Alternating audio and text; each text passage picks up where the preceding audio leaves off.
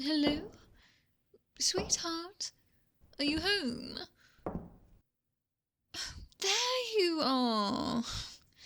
In the dark, of course. You know, most people turn lights on when the sun goes down, not sit hunched over a laptop. Deadlines. That's what we're calling eye bags now, huh? Let me see you. Look at you. Sit up for me for a second. Oh, sweetheart. You look exhausted. Have you actually eaten anything that isn't... What is this? Instant noodles and crisps. Oh, that doesn't count as food, you know? Oh, busy my foot. Your mum's on a beach sending me photos of cocktails, and your job is very simple. Don't starve, don't forget to sleep, and don't burn the house down. At this rate, you're failing at least 2 of those. All right, scoot over. I'm putting the lights on before your retinas give up. There we go. Better. Oh, and I brought proper food. Real food. Cooked in an oven with vegetables that have seen the sun this decade. I'll warm it up. You keep working. But you're taking a break when it's ready, understood? Oh, hush. I promised your mother I'd look after you while she's away, and I've known you since you couldn't even reach the kitchen counter. You have never once said no to my cooking, and I don't intend to let this be the first time. You know, I remember when you used to sit right there on that chair, swinging your legs, waiting for me to cut the crusts off your sandwiches. Same little frown when you were concentrating on colouring books.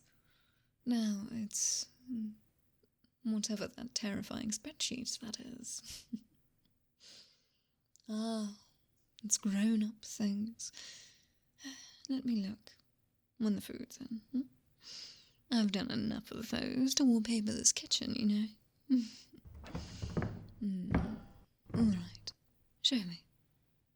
Come on, turn it this way. My eyes are still good, don't worry. Okay. The structure's not bad, but this section where it asks about relevant experience, you're underselling yourself terribly. Honestly, used to do this as a kid too. Oh, I just won a little prize. No, you won the whole school competition and cried in my lap afterwards because you were embarrassed they made you go on stage. No, now you remember. Here, type this instead. Coordinated group projects under tight deadlines with minimal supervision. Yes, that's what that presentation was. They don't need to know it was you frantically keeping 3 idiots on task at 2 a.m. Employers love that kind of thing. Good. And here, about the volunteering you did. Don't roll your eyes. That counts. You are allowed to sound impressive, you know. You're not 12 anymore. Hey, don't talk about yourself like that. I've watched you fight your way through every exam, every panic, every setback. You have no idea how proud I am of you. Your mum might be shouting from the sun lounges, but I'm that one who saw you at 3 in the morning, remember? There it is. That look. Like you're about to either cry or fall asleep. We've got 10 minutes before the food's done. Come on. Take your hands off the keyboard. Just for a moment. There. Nothing's going to explode if you take a breath, okay? Lean back for me.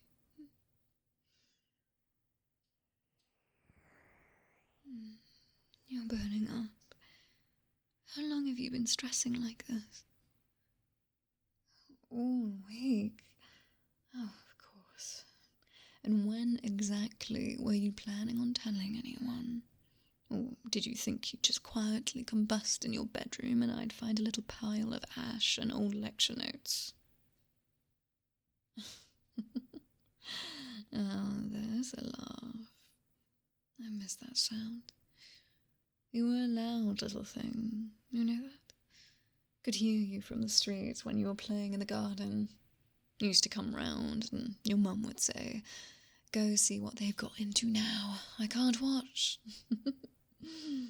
Now you're this grown, tired, braver than you know. And still somehow the same little face that used to fall asleep on my shoulder in front of terrible cartoons. You're going to make me maudlin. All right. Food before I start telling embarrassing stories.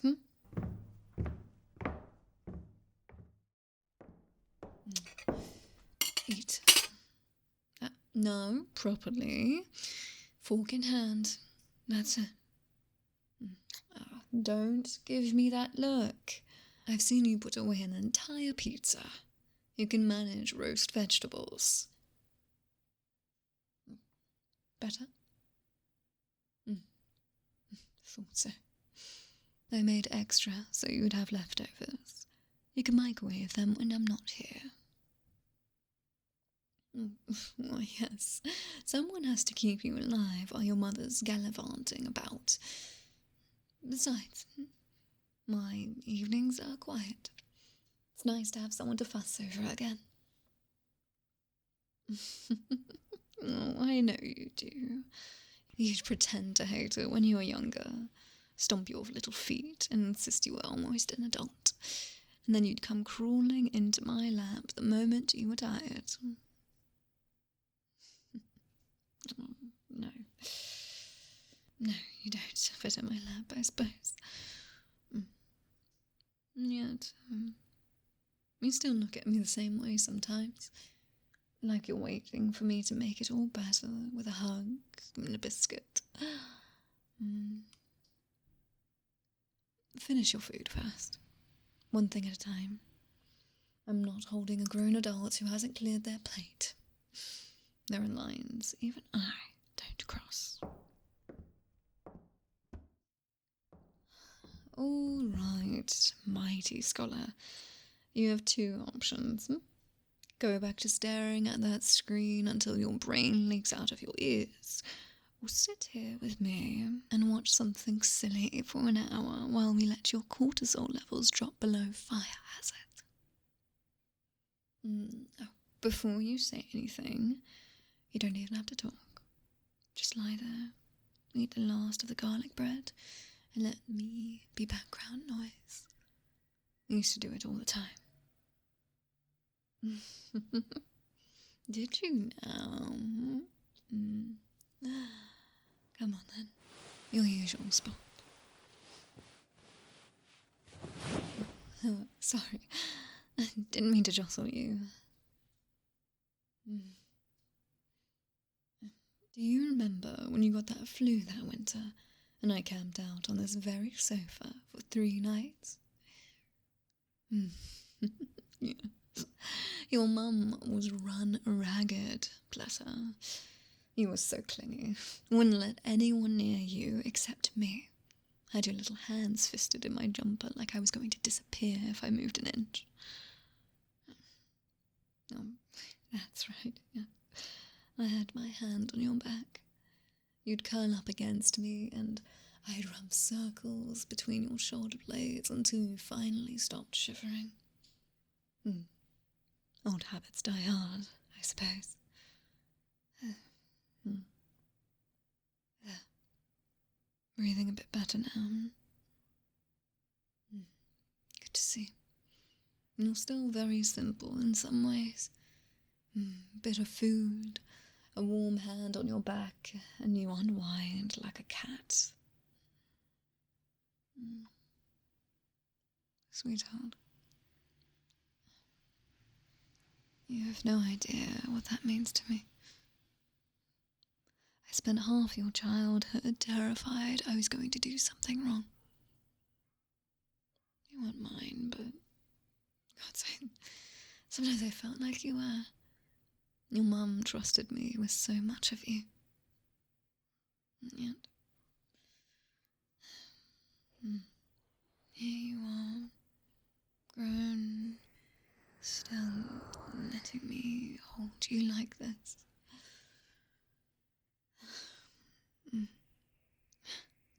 Careful. I'm old, but I'm not made of stone.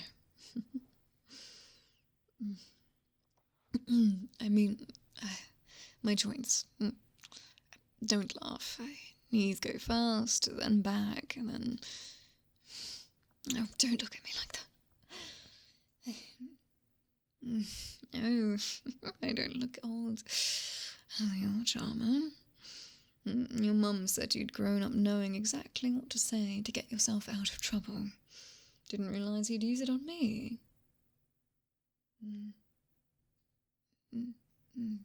You always thought I looked beautiful.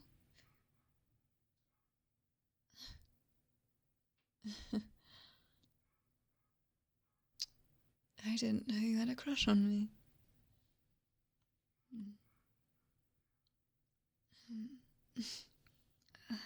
Sweetheart, you can't just...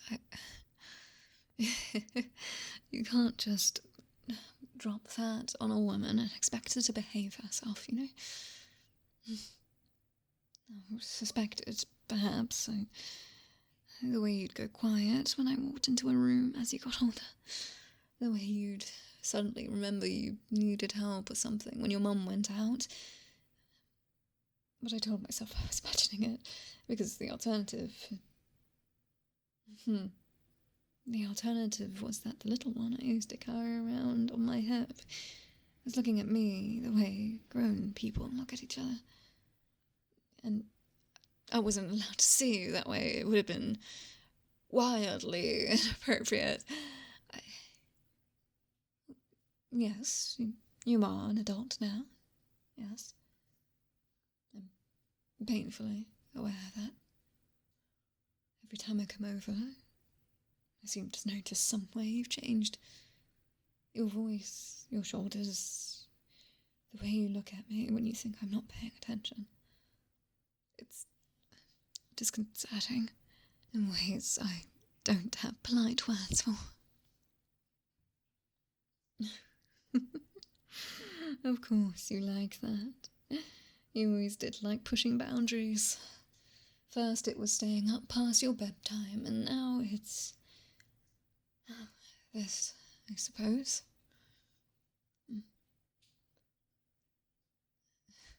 You really do. Still look at me like I'm something special. Oh, don't say that. You'll make me greedy. I shouldn't be greedy. I'd be greedy for more of this.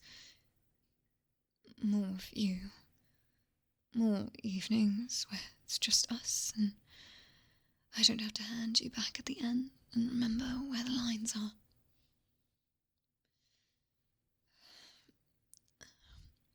Careful. Sweetheart,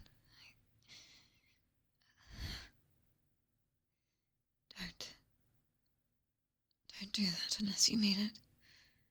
I'm not young like you. I don't bounce back if this is a joke.